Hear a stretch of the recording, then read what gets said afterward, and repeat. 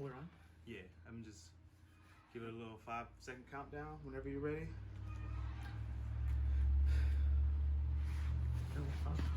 Right? Yep. 5, 4, 3, 2. What's up? What's up? What's up, baby? We're back. Foster and Feinstein. I'm Foster. I'm Feinstein. And once again, to distinguish one from the other, I am always on your left, and Foster is always on your right. Yeah, 100%. Don't get us confused. I know it's hard. I know it's easy to. So for this segment, we're in a different location. We're in my living room. We've been doing a lot of testing with different sounds and lightings and locations. And we found out that our mics didn't work properly last time, so we decided to shoot in the household. So bear with us. We're going to dial this thing in, hopefully sooner than later. I think it's what happens if you get like $15 external mics, and somehow to be shocked that they don't work. Right. It was a tragic discovery that occurred yesterday in the rain, and we were checking sound, and we were checking the mic sound versus the phone sound, and the phone sound was clearer because Foster was closer to the phone. And there we kind of understood that, wow, those mics are pieces of shit. Right, they were. So we're here in the living room, and setting up, we had lighting and everything set, and then the attachment holding the lighting busted. Yep. So Tripod broke on us. Tripod broke. So we're now Foster are now looking at a chair with a kind of a circular light sitting on it, and the phone sitting on a tripod. Yeah. We're innovative over here. We don't let it stop us. No rain's gonna stop our shine. You know? So we gave each other a little bit of homework in between the last show, was to have us ask each other a question. When do you think we should do that? At the end of the show, or should we kick it off with it? Well, I think probably we should. We should start off with the questions because it gives us some mo. Okay. Well, I'll go first then. Okay. My question to you, Larry, would be, what made you start writing a blog, and what made you start documenting your life story? Okay. It's a long story, but I will shorten it. But one of the things about long story is that I found, a number of years ago that as I got older, if I was asked like a question, I would always say, "Oh, that's really a long story." So that was one of the things that got me into thinking that, I might have stories to share. But the really quick version of why I got into it, it was purely an act of love.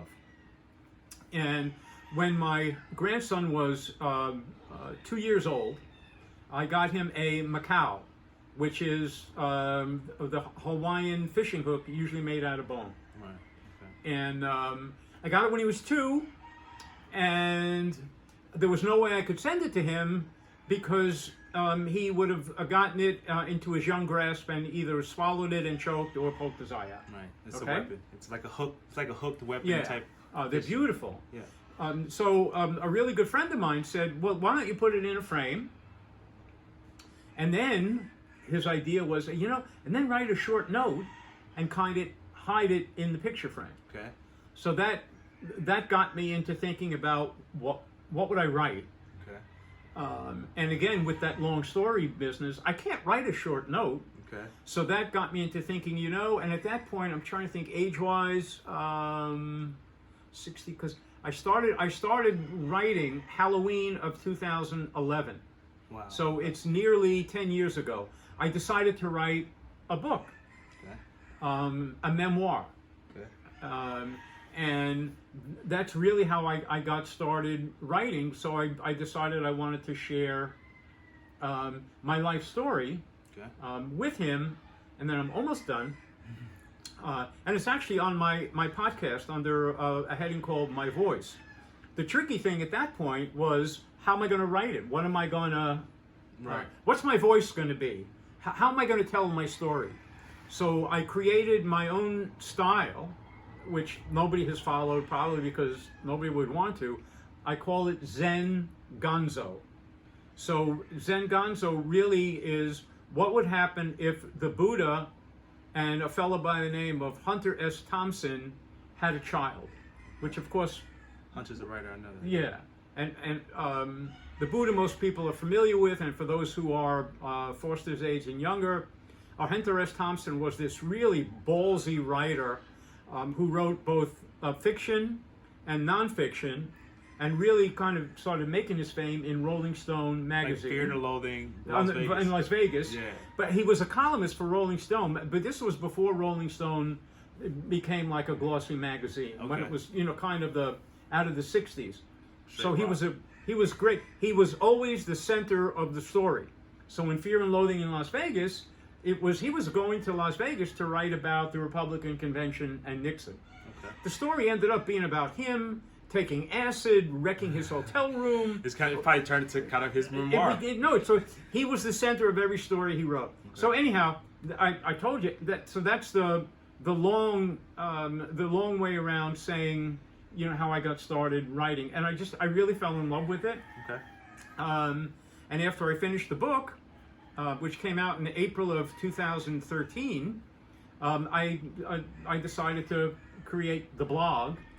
And I've been writing, and that's 6.5 years ago. I've got around 300 stories. Okay. Blah blah blah blah. If you want a copy, leave a comment in below. We'll send it to you. Oh yeah, I keep copies of the book in my car. I'm the only person who buys it, and I'm fine with that. I haven't promoted it, and if I have a conversation with somebody that I really like, which would be somebody like Foster, I'll say, He likes me. "Hey, do you read?" And then they'll say yes or no, and if they say, "Oh, not much," I just kind of, "Oh, okay." If they say yes, I say, I have a book that you might like. Okay. I run out to my car, get the book, write an inscription, and give it to them. Anyhow, I'm done. Does that answer your question? Yes, and then some. No, for real, that's honest. That's dope because a lot of people get into doing what they do, finding their passion for a lot of different ways and reasons. That's dope that you got into it trying to, like you said, in the act of love, trying to get it for your 2-year-old son to understand what your meaning behind the gift was, probably what your life was about, a memoir, and it probably once you started, you just couldn't stop. The hardest thing was the second time. So the first time I sat down to start it, that was like a big deal. Okay. But I realized that if it was going to have any traction at all, it was really going to come the second time I decided to sit down and continue the story. Okay. And I stayed at it for 1.5 years, Wow. writing at the very least every other day for several hours. And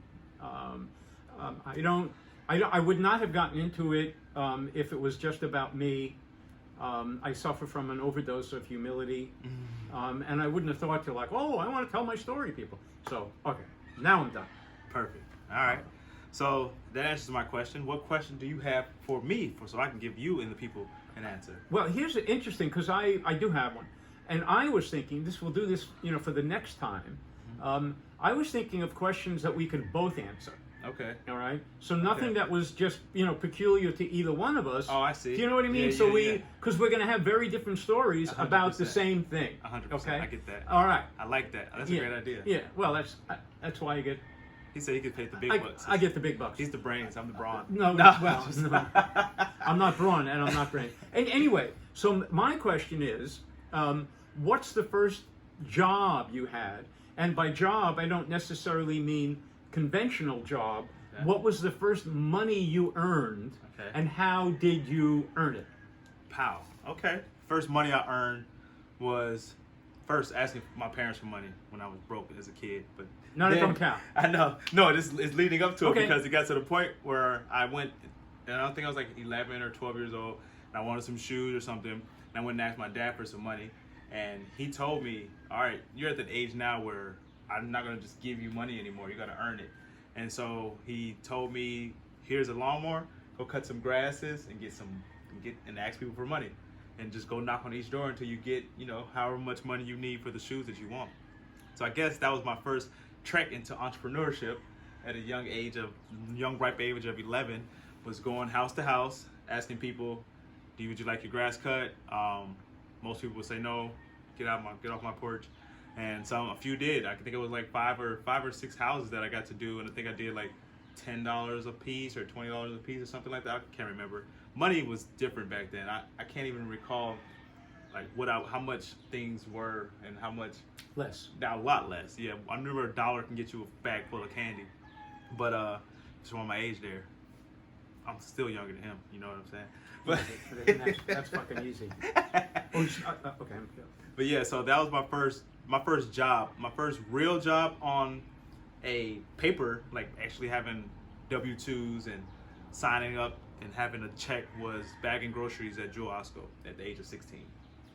Mm-hmm. So yeah, mine was short and sweet. I wish I could have made it a little bit more long and drawn out, but No, that's okay. You also did some street corner candy sales. Oh, 100%. Yeah, I did that in high school. That was one of the things, me and my locker partner, we always kept our locker not full of books, not full of sheets of paper, but full of candy, full of items for sale of any type of caliber. It didn't matter what it was. We're talking wallets. I say wallets. T-shirts, paraphernalia. I won't incriminate myself. You're not gonna get me, YouTube.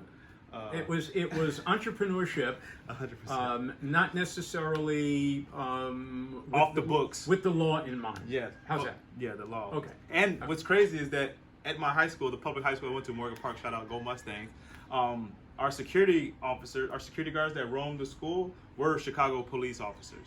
So it's crazy to think that, we were taking that kind of risk of doing those things, because it necessarily wasn't the most legal thing to do, but they didn't care. It was like one of those things where it's like, all right, hurry up, get out the hallway, go to class. They weren't busting people for, for selling candy and T-shirts, and that's what they knew we had, So yeah, entrepreneurship has been a part of my bloodline since my inception, and I'm going to continue going forward in that sense. From what little I know of the family history, it was also something deeply ingrained in your genetics. Yeah. That there were folks in your family who weren't simply about having a job. Yeah. There was something about owning a business, having more financial control over your life. And a lot of it too was not being able to find a job when they came here from Mississippi and Memphis and migrated to Chicago, and a lot of places just wouldn't hire them, especially back in your time, like whatever, back in the single digits of the 1900s. No, I'm talking. That's a tricky thing in the sense that certainly I joke and we both joke about telling us apart. Clearly we are quite different, and chronologically, ethnicity, and all of that, and I always have to take that into account when I talk to you about like your history and getting a job. I grew up in Queens, New York, thinking that Jews were a majority. Wow. Because like everybody around in Queens and all my friends, they were all Jewish, and New York City is very Jewish, and it took me quite a while, and I actually, when I moved to Santa Fe, New Mexico, in 1987, I was really happy. I was really happy to be not in the majority. I really liked being around people who weren't like me. But again, really different experience, man, 100%. But than yours. To piggyback on what he just said, when he moved to New Mexico, Santa Fe, New Mexico in '87, it's crazy because that's where our stories intertwine without us even knowing. Because I moved to New Mexico around 2009 when I got out of the military, but I was in Albuquerque. I wasn't in Santa Fe. I used to only go to Santa Fe to shop. But when I went there, it's the same thing. I was a minority coming from Chicago, where I was thinking I'm a majority. All my friends, all my whole high school is 90-something% black. And then going to New Mexico, Albuquerque, and I'm like, make up 3% of the population, the black population in Albuquerque, New Mexico. And it's like, it's a culture shock, but it's forcing yourself to be uncomfortable. And once you get yourself out of that comfortable zone, now you're able to integrate with other people, talk to anybody that doesn't look like you, get the confidence, a self confidence about yourself to go up against, talk to a stranger and not have to be so isolated and thinking that you have to talk to your kind only. Yeah, I mean, I personally, I really liked it. In its own way, it felt, really very liberating. And then coming here was a complete trip. I mean, I don't know, it was the first, I was in the bank and I'm standing online and I'm looking, holy shit, I'm the only white guy. Yeah. And I even like that more than the feeling I had in New Mexico. But again, it's really so different. Our experiences, and I don't presume, to know, but that makes for more interesting conversations. As long as you're empathic, Yeah. And sensitive to differences, not that's why I wanted to do this thing that we're doing, because we are so different. 100%. That it's more fun. So I'm a big fan. And you know what we didn't remember to do? We're gonna wing it. We didn't time this. Okay. Yeah, I say we're about 15 minutes in. You think? Yeah. What do you? Is it 15 minutes? Will you please look at your watch and let us know? Let us know.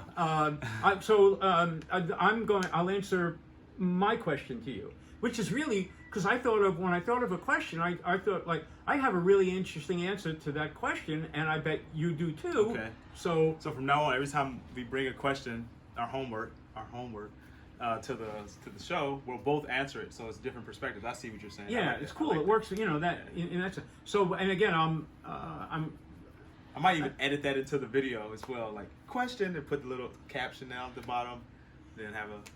That's production, man. Hey man, we're trying to get the big dollars, baby. Oh yeah, sorry. I keep forgetting. My first job, Yeah. which I've written about, was terrific. I was in the 6th grade at PS 173 in Fresh Meadows, Queens, and God, it could be long. I promise I won't. It won't be as long as the first, answering Foster's question. But it was a middle-class neighborhood that I grew up in. And when I was pretty young, around 9, my father died. And it really kind of set me apart from all of the other kids.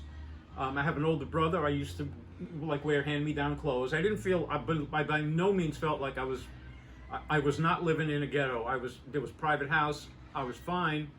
But for some reason or other, it gave me like a growing sense of responsibility. That I ought to start taking care of myself, and not simply rely on my mother. Right. And I also wanted the independence. So I got a job at a delicatessen on Fresh Meadow Lane. And I got a job during lunch. So at lunchtime at PS 173, I would run up the street to the deli. All right. I worked for, I don't know, maybe an hour at the most, which is what we had for lunch. And all my friends would come in and I would serve them hot dogs and French fries and Cokes. And I never got any tips because they were cheap shit. But I got 50 cents a day. Okay. So at the end of the week, I got $2.50 from the delicatessen owner. And for me, what was it, 56, 57, something like that. It really felt great. It was like, to me, it was a lot of money. And I felt like I had some added control, over my life. And I kept going from there, and now is not, or never would be the time. I have had so many jobs. Job. I have had people think that if you think you've had a lot of jobs, trust me, I've had twice as many. And that accounted for like school, like after from the delicatessen thing, and then oh my God, clothing stores and beach clubs and all sorts of after school things. So maybe blah, blah. maybe we'll incorporate that into one of the questions later. Like, what job was your favorite job or the most liberating job? Ooh, that's a good one because I got it. I'm not going to tell, but I definitely have a favorite job. Anyhow, so that's our answer to to that question of the first job we had. Okay. Well, then and maybe, actually, and why? Maybe the same case, but no, in yours, you wanted some bread, and then your 100%. father said, "Get your own, make your own." Yeah. So I wasn't told that, but because of my circumstances, I understood that would be necessary. I really never liked asking my mother for any money because of the circumstances. I was a relatively sensitive kid. Yeah. Okay. Dope. Well, I guess we that's a little bit about us as far as the reasoning behind why we did certain things and our first jobs, and I guess we could just switch on to the topic of whatever else you want to talk about, and then we could just finish up after that topic, and we'll let the people go and hopefully we'll start asking questions so that they can give us some insight through the comments or through some emails of letting us know what else do you want to know about us, because we're going to have a lot of questions that we're asking each other and that we're answering for each other. But we would like to hear what you guys got to say. You are the listeners. We want to keep you entertained. Are you not entertained? You want to get copyright infringement for that? By the way, I really think that would be fun. And I'm always the one after we, put up the Forster and Feinstein episode. I'm always asked Forster, how many people do we get?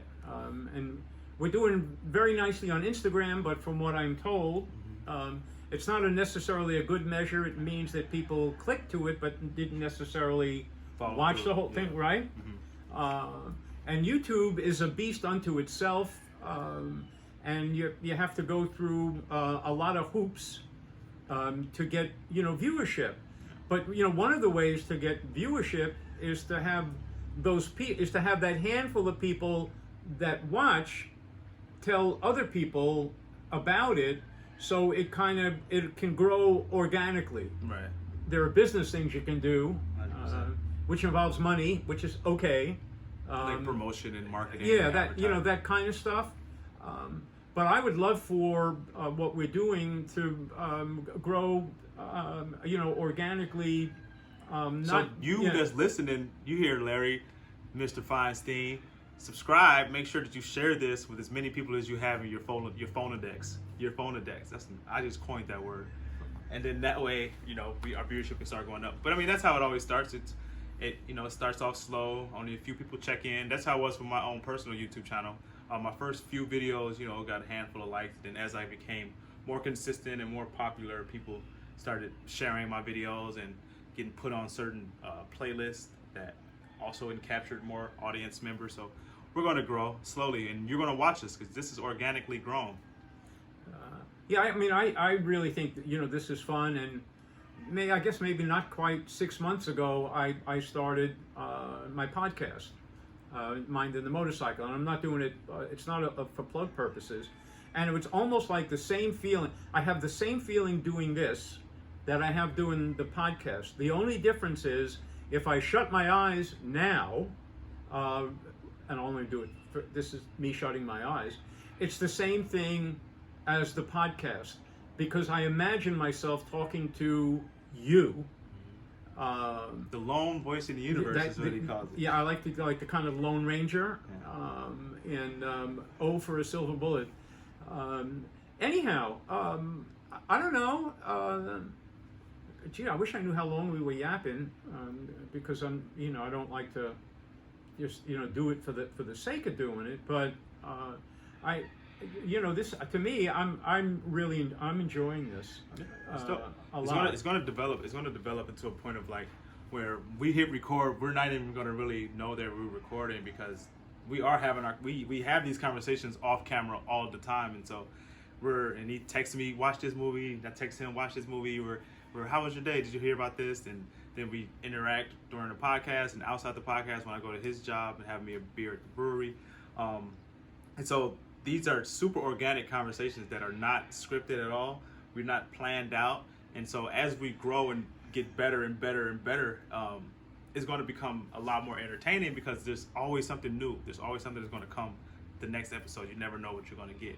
All right, so hopefully we're making you fiend for the next one. Yeah, and there's no theatrics in the sense that it's not honest. It's not performance. I'm like this all the time. I mean, we can add some dramatization, like fuck him out of here, Larry. God damn. Drop the mic.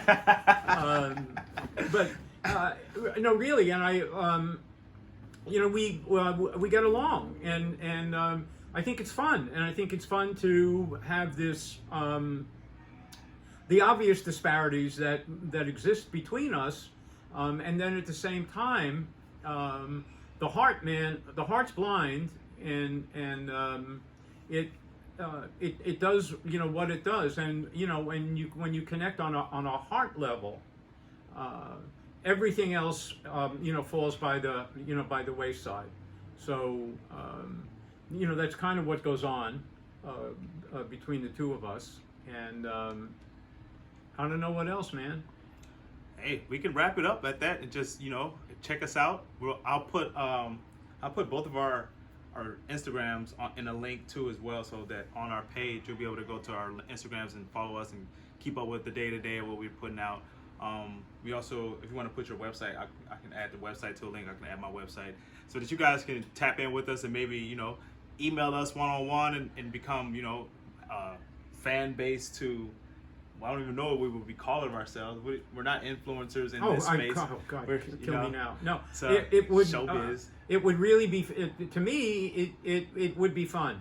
And when I do my my blog, I get comments. Not like a lot, but I get comments from people, and I love to respond. I love to be very thoughtful in my responses, even if it's like one sentence from somebody. I may spend some time on it, so I really enjoy the interaction.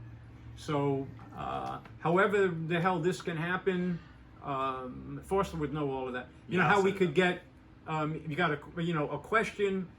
It doesn't matter what it is, anything at all that would make this a two-way connection between us. I think would be wonderful.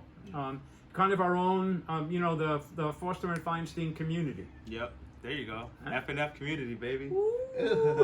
That's solid. That's solid. Okay. All right. Well, I mean, that's all we got for today. It probably maybe not as long as the other ones, like the 30 minutes. Usually we got the mark. Usually we have the timer going. But Feinstein dropped the ball. Hey, man, get in those comments and tell them how you really feel. Yeah. No, I didn't. I forgot. Yeah. But I'll probably I'll remember next time because. I learned from my faux pas. There you go. And his memory is really sharp considering he's of the dinosaur age. Sorry. But yeah, that's what we got for this week, man. Appreciate you guys for sticking in. Until next time, next week we'll be here. Hopefully you'll be there too, and maybe you'll bring some friends with you. Yeah, tell your friends. It would the more the merrier. I think it.